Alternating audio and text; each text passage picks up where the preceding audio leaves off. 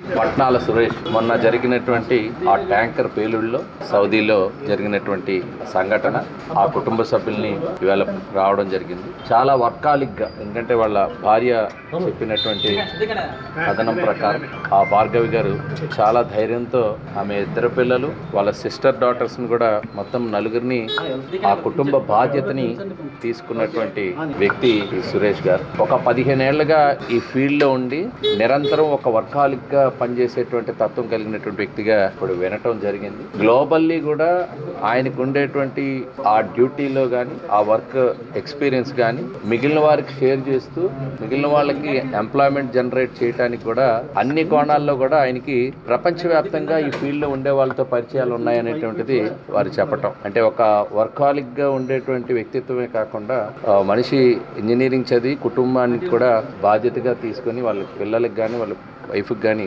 అని నిరంతరం ఒకవైపు వాళ్ళ కేర్ తీసుకుంటూనే ఒకవైపు ఉద్యోగ నిర్వహణలో ఆయన ఆ మెరైన్ ఫీల్డ్లో ముఖ్యంగా ట్యాంకర్స్కి సంబంధించినటువంటి ఫీల్డ్లో చీఫ్ ఇంజనీర్గా ఆ ఎక్స్పర్టైజ్ ఉండటం వల్ల తరచూ కూడా వారి సర్వీసెస్ తీసుకోవడం అనేటువంటిది జరిగిందనేది కూడా చెప్పడం జరిగింది. ఎందుకంటే ఇంత వార్ టైంలో రిలాక్స్ కావచ్చు, లేకపోతే టైం తీసుకోవచ్చు, కానీ ఆయన ఎఫిషియన్సీ కావచ్చు లేకపోతే పనితనం కావచ్చు వారు యూటిలైజ్ చేసుకోవడంలో ఇప్పుడు ఈయన ఇలా ఈ రకంగా ఆయన నిన్నటి వరకు మిస్సింగ్ అనుకున్నారు. చాలా హోప్తో బ్రతికుంటాడనేటువంటి ఆశతో ఉన్నటువంటి ఆ కుటుంబం మధ్యాహ్నం అఫీషియల్గా ఎంబసీ డిక్లేర్ చేయడం, ఆ తర్వాత ఇండియన్స్లో ఉండేటువంటి వాళ్ళు ఆంధ్రప్రదేశ్లో ఎక్కడ ఉన్నారనే అడ్రస్లు మన జిల్లా కలెక్టర్ గారికి సాయంత్రమే ఆ ఇన్ఫర్మేషన్ రావడం, 2 అడ్రస్లు ఉండటంలో ఇది పర్మనెంట్ అడ్రస్, ఇక్కడ శ్రీహరిపురంలోనే వాళ్ళు నివసిస్తున్నారనేటువంటిది తెలుసుకున్నాక ఆ కుటుంబానికి రావడం జరిగింది. ఏది ఏమైనా ఇది పెద్ద లాస్ ఆ కుటుంబానికి, ముఖ్యంగా ఒక దేశానికి కూడా ఒక మంచి మెరైన్ చీఫ్ ఇంజనీర్గా రాణిస్తూ గ్లోబల్గా ఒక గుర్తింపు పొందినటువంటి వ్యక్తి దూరం అవడం కూడా